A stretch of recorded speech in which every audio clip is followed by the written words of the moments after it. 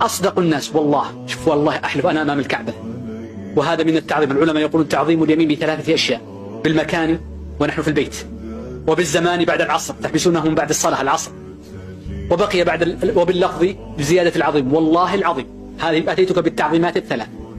والله العظيم إن أعظم الناس محبة لرسول الله صلى الله عليه وسلم هم متبعو آثاره وسنته.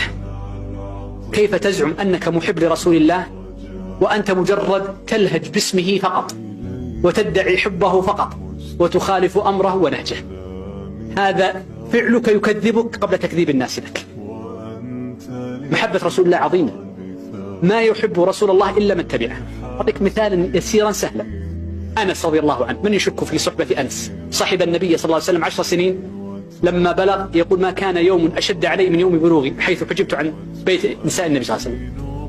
صحب النبي عليه الصلاة والسلام 10 سنين، يحبه يقتدي به. من محبته للنبي صلى الله عليه وسلم يقول: فأنا أتتبع الدباء لحب النبي لها. هذا تأسي ليس سنة، ليس سنة، لكن الرجل لمحبته أصبح يتبعه. أنت تسمع كلام رسول الله ينهاك عن تعظيم غير الله عز وجل، عن أصل الأصيل، ثم تخالفه وتقول: أنا أحب رسول الله. كذبت. من يحب رسول الله ليس الذي مجرد يقول يا رسول الله، لا، الرسول يقول: لا تدعوني ولا تعظمني كما عظم عيسى بن مريم، وإنما يقول: عظموا الله سبحانه وتعالى. الرسول عبد من عباد الله، يدعوك لتكون من عباد الله. تحب رسول الله؟ اتبع الله. قل إن كنتم تحبون الله وهو الأعظم جل وعلا فاتبعوني يحببكم الله. لا شك أننا نحب رسول الله، ورسول الله خير منا، وهو سيدنا، والله هو سيدنا وسيد آبائنا وأمهاتنا، بل سيد الخلق أجمعين. فمن قياس الأولى أنه لما كان سيد الآدميين يوم القيامة فهو سيدهم في الدنيا عليه الصلاة والسلام. جاء في بعض الأخبار إن صحت كما في الشفاء عند القاضي أنه خير الخليقة إن صح هذا الأثر، فإن صح نقول نعم هو خير الخليقة صلى الله عليه وسلم، وهو الظاهر.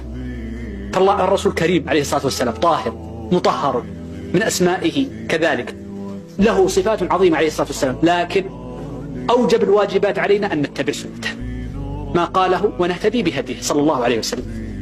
إذن تعظم رسول الله، اعرف سنته، اقرأ سنته، اقرأ كلامه، تفهم في شرعه. هذا الذي يحب رسول الله، وهو أكمل الناس إيمانا.